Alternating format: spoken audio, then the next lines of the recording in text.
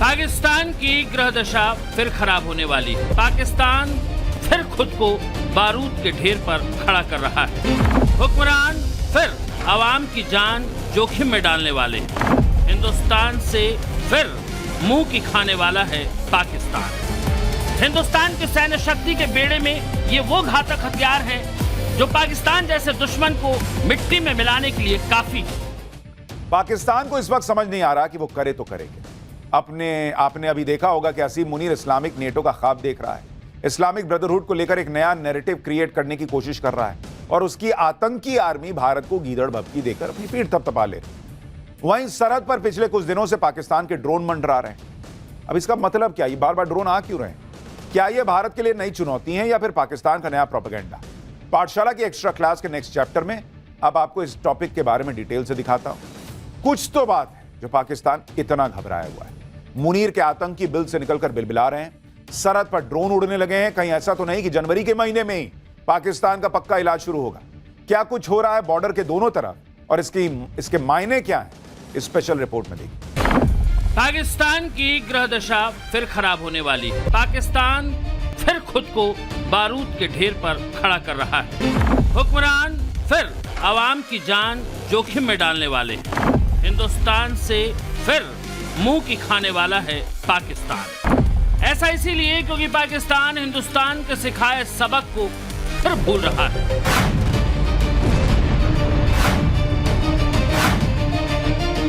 भूल रहा है कि भारत की सेना ने कैसे उसे घर में घुसकर मारा, कैसे उसके आतंकियों और उनके ठिकानों को जमीन में दफन किया गया। भूला नहीं होता तो शायद जरूरत न करता कुचले हुए सिर को उठाने की। भारत ने ऑपरेशन सिंदूर में पाकिस्तान के अंदर घुसकर आतंक की जिन फैक्ट्रियों को मिट्टी में मिला दिया था, आतंक की उन फैक्ट्रियों की ईंटों को फिर से जोड़ने की जुगत में लग गया है पाकिस्तान। और इसके लिए पाकिस्तान की खुफिया एजेंसी ISI खुलकर फंडिंग कर रही है। सबूत देखना चाहते हैं तो देखिए। ये तस्वीरें पाकिस्तान के मुरीदके में आतंकी संगठन लश्कर तैयबा के हेडक्वार्टर मरकज तैयबा के परिसर की है, जिसे ऑपरेशन सिंदूर में भारत ने अपने सटीक हमले में तबाह कर दिया था। अब फिर से उसे आतंकियों की ट्रेनिंग के लिए तैयार किया जा रहा है। लश्कर के आतंक की इस फैक्ट्री में मरम्मत और रंग रोगन का काम होता दिख रहा है। ऑपरेशन सिंदूर को अभी सिर्फ 8 महीने का वक्त हुआ है। भारत द्वारा पाकिस्तान को दिए गए जख्म अभी हरे हैं, लेकिन उसके बावजूद भी लश्कर और जैश दोबारा से पाकिस्तान की बर्बादी की इबारत लिखना शुरू कर चुके हैं। जबकि ऑपरेशन सिंदूर के दौरान लश्कर और जैश दोनों आतंकी संगठनों के मुख्यालय को भारतीय सेना ने ध्वस्त कर दिया था, जिसमें बहावलपुर में जैश का मुख्यालय मरकज सुभान अल्लाह और मुरीदके में लश्कर का मुख्यालय मरकज तैयबा उन 9 आतंकी ठिकानों में सबसे अहम थे, जिसमें 100 से ज्यादा आतंकियों की कब्र खोद दी गई थी। लेकिन जैश ए मोहम्मद के गढ़ बहावलपुर में लश्कर तैयबा के टॉप लीडर के जमा होने की खबर चौंकाने वाली है।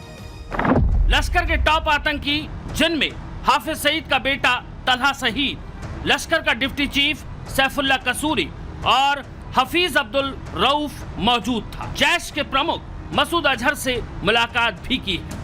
जाहिर है ये मुलाकात मातम पुरसी के लिए तो नहीं ही हुई।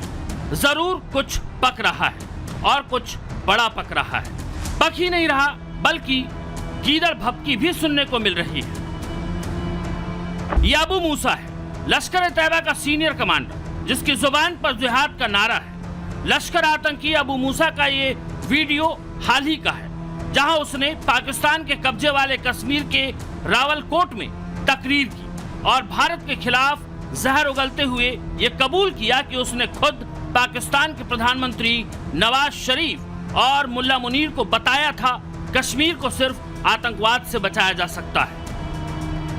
और ये है लश्कर तैयबा का डिप्टी चीफ आतंकी सैफुल्लाह कसूरी, हाफिज सईद का राइट हैंड और पाकिस्तान के फील्ड मार्शल मुल्ला मुनीर का सबसे खास। ऑपरेशन सिंदूर के बाद से ही ये लगातार अलग अलग जगहों से भारत के खिलाफ जहर उगल रहा है। ये वही सैफुल्लाह कसूरी है जिसके हाथ पहलगाम आतंकी हमले में रंगे हुए हैं। इसी के इशारे पर आतंकवादियों ने 22 अप्रैल 2025 को जम्मू कश्मीर के पहलगाम की बैसरन घाटी में 26 पर्यटकों को उनका धर्म पूछकर उनकी हत्या की थी। यानी ये पहलगाम आतंकी हमले का मास्टरमाइंड था। शायद मौत बुला रही है इन्हें, तभी तो सैफुल्लाह कसूरी, अबू मूसा और मोहम्मद अशफाक जैसे आतंकी एक बार फिर अपने बिलों से बाहर निकले और मुनीर और आईएसआई के इशारे पर पाकिस्तान के कब्जे वाले कश्मीर में आतंकियों की भर्ती के अभियान पर निकले और भारत को गीदड़ भभकी दे रहे हैं।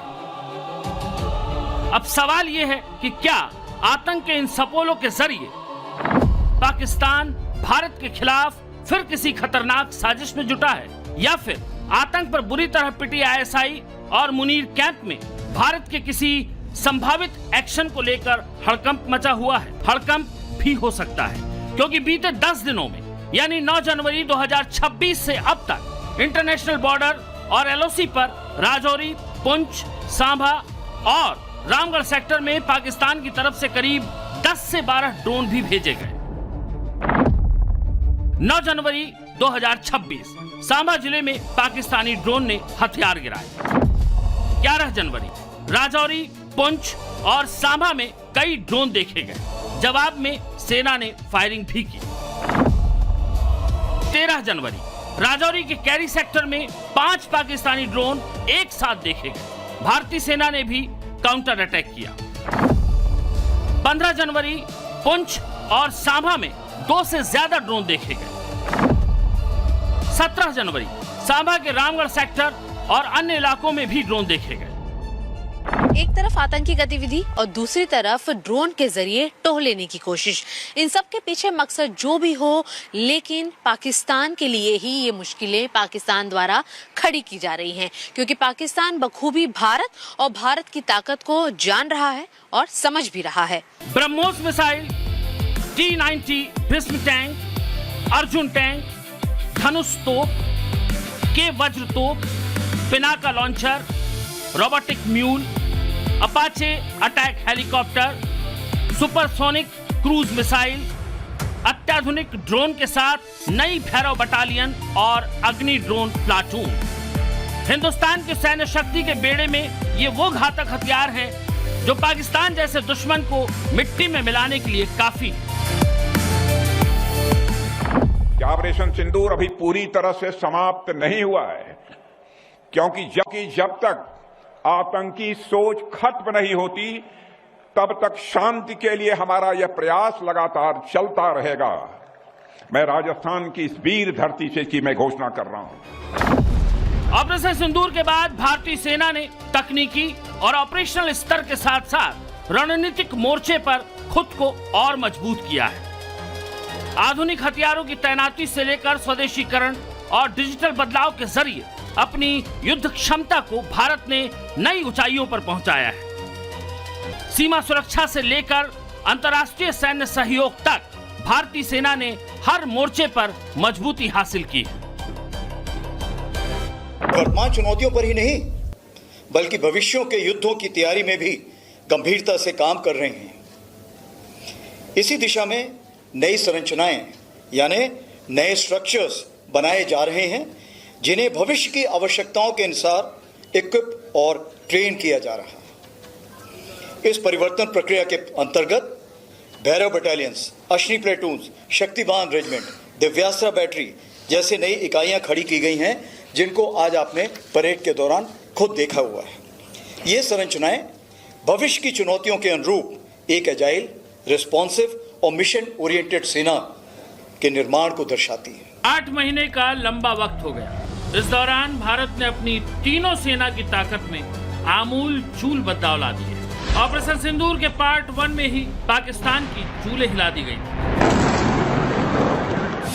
पाकिस्तान का इतना नुकसान हुआ था कि वो अभी तक उससे उबर नहीं पाया है। भारत ने ऑपरेशन सिंदूर में पाकिस्तान के कम से कम 5 फाइटर जेट मार गिराए। इसके अलावा पाकिस्तान के 2 अवाक्स यानी एयरबोर्न वार्निंग सिस्टम और एक C-130 ट्रांसपोर्ट विमान को तबाह कर दिया था। अमेरिका ने पाकिस्तान को जो F-16 दिया था उसे भी भारत ने मार गिराया था। पाकिस्तान के 9 आतंकी ठिकाने पूरी तरह मिट्टी में मिला दिए गए थे। नूर खान एयरबेस समेत 11 एयरबेस को ब्रह्मोस ने भारी नुकसान पहुंचाया था। पाकिस्तान के 6 रडार सिस्टम और 3 हैंगर्स पूरी तरह ध्वस्त हो गए थे। एक रिपोर्ट के मुताबिक ऑपरेशन सिंदूर में पाकिस्तान को तकरीबन 80,000 करोड़ से ज्यादा का नुकसान हुआ था।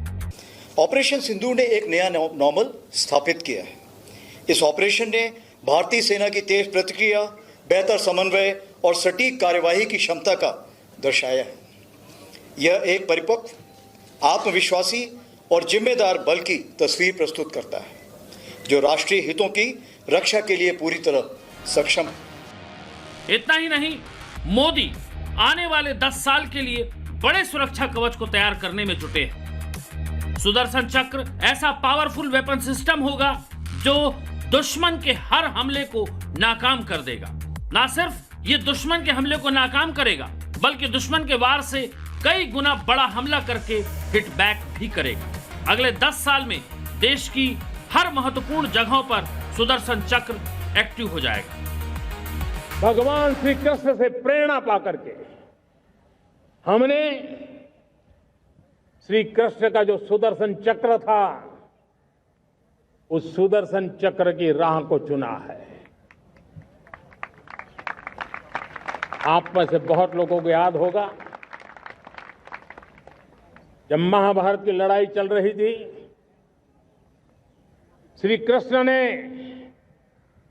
अपने सुदर्शन चक्र से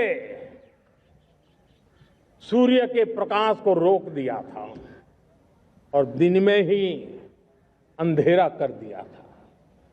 सूर्य प्रकाश को सुदर्शन चक्र से रोक दिया था और तब अर्जुन ने जो शपथ ली थी जयद्रथ का वध करने की, उस प्रतिज्ञा को अर्जुन पूर्ण कर पाए थे। वो सुदर्शन चक्र के पराक्रम और रणनीति का परिणाम था। अब देश सुदर्शन चक्र मिशन लॉन्च करेगा।